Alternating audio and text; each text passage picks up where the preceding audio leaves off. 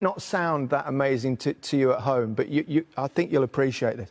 He juggled the ball all the way out to the centre circle, and then he got to the centre circle, still juggling it, and then he went bang, and he whacked it as high as he possibly could, and he waited, and it came down, and he went bang, and he did it again, and he did it 13 times, and the most he ever did was walk 3 paces to it.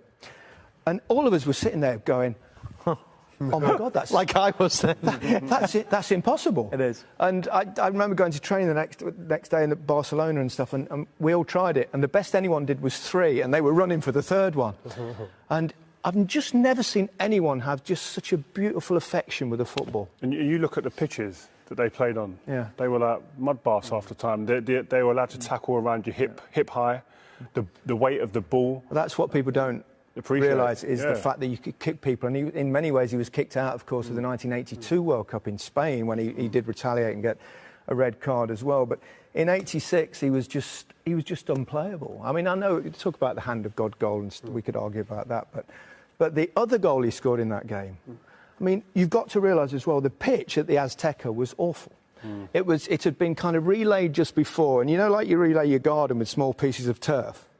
It was exactly like that, and every time you put your foot on one piece of turf, it kind of just disappeared under your foot.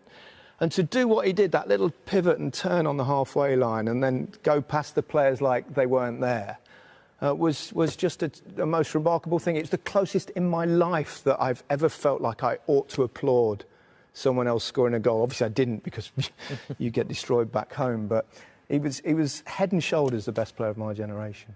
What was the tactics in that game, Gary? Were you man-to-man marking him? Or? No, because we'd never really played man-to-man marking. So what we actually did, and we talked, it was basically, as soon as he gets the ball, whoever's closest, you get to him. The trouble with man-to-man marking, because he was so clever, once he beats one, then what happens? Yeah. And so it was a difficult one, but whatever we tried, it didn't work. It didn't work.